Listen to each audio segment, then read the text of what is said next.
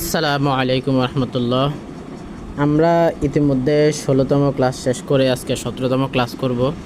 আজকে আমরা তাসদিদ দিয়ে কিভাবে কোরআন পড়ার নিয়ম সেটা আমরা শিখব। আসলে তাসদিদ দিয়ে কিভাবে উচ্চারণ করলে একটা হরফের সৌন্দর্য বা মাধুর্য বাড়বে সেই সম্পর্কে আজকে আমরা কথা বলবো, এবং তাসদিদের কি কি পার্থক্য আছে, কোন জায়গায় কি পার্থক্য সৃষ্টি হয়েছে সেটা ইনশাল্লাহ আজকে আমরা আপনাদের ক্লিয়ার করে দেব। আগে আমরা তাসদিদের পরিচয় সম্পর্কে জানব। তাসদিদওয়ালা হরফ মানে যে অক্ষরে তাসদিদ থাকে সেই হরফটা দুইবার পড়া যায়। তাসদিদওয়ালা হরফ দুইবার পড়তে হয়, প্রথমবার ডান দিকের হরকতের সঙ্গে, দ্বিতীয়বার নিজ হরকতের সঙ্গে। তাহলে আমরা ডান দিকের হরকতের সঙ্গে কিভাবে হবে, নিজ হরকতের সাথে কিভাবে হবে সেটা এখন আমরা উদাহরণের মাধ্যমে জেনে নেব। তাসদিদ এই শব্দটা কিভাবে পড়া যায় সেটা এখন আমরা আবার জেনে নেব, ঠিক আছে। যেমন বয়ে যাব নুনে তাসদিদ, বান নুন যাব না, বান্না, ঠিক আছে।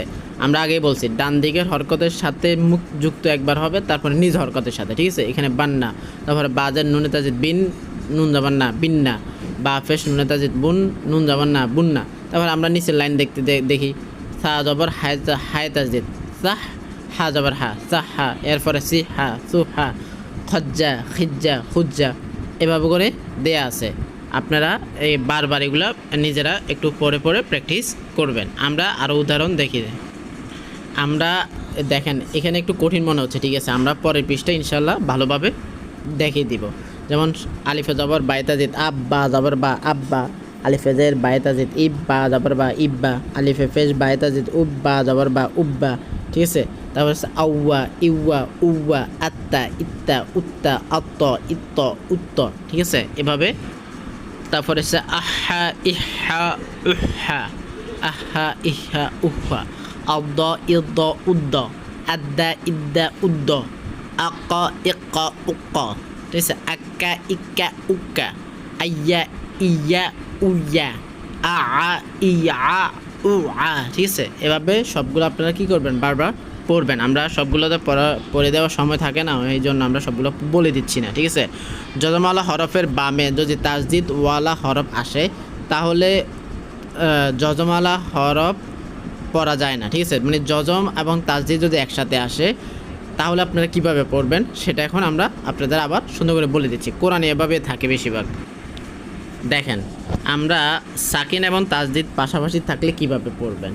প্রথমে দেখেন কফে জবল দালে জজম লেখা আছে, কিন্তু পরে একটা দাল আছে সেখানে তাসদিদ লেখা আছে। এখন আমরা জজম কি করব না, পড়বো না। এখন আমরা দালে তাসদিদকে এখানে প্রাধান্য দিব। কফে জবর দালে তাসদিদ কদ, দা জবর দা কদ দা, খ জবর খ, লাম্পেশ ওয়াই জবর লু দা, কদ দা খলু, এভাবে করে আমরা পড়ব। দেখেন আমরা এখন পরেরটা পড়ব।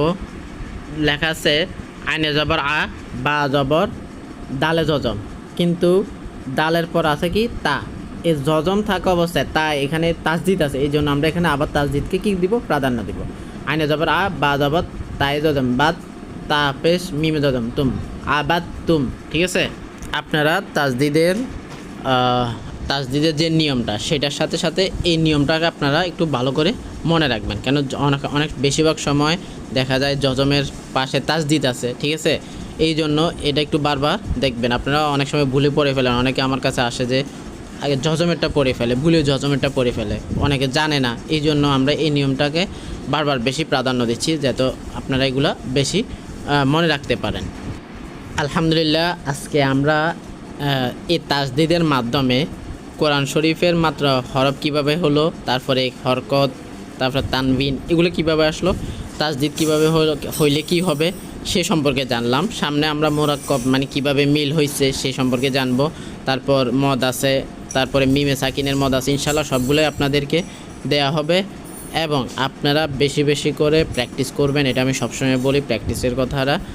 যাতে বেশি বেশি প্র্যাকটিস করার কারণে আপনারা তাড়াতাড়ি কী করতে পারবেন, কনসেপ্টটা তাড়াতাড়ি শিখতে পারবেন। এই জন্য বেশি বেশি প্র্যাকটিস করার কথা আমি বলে থাকি।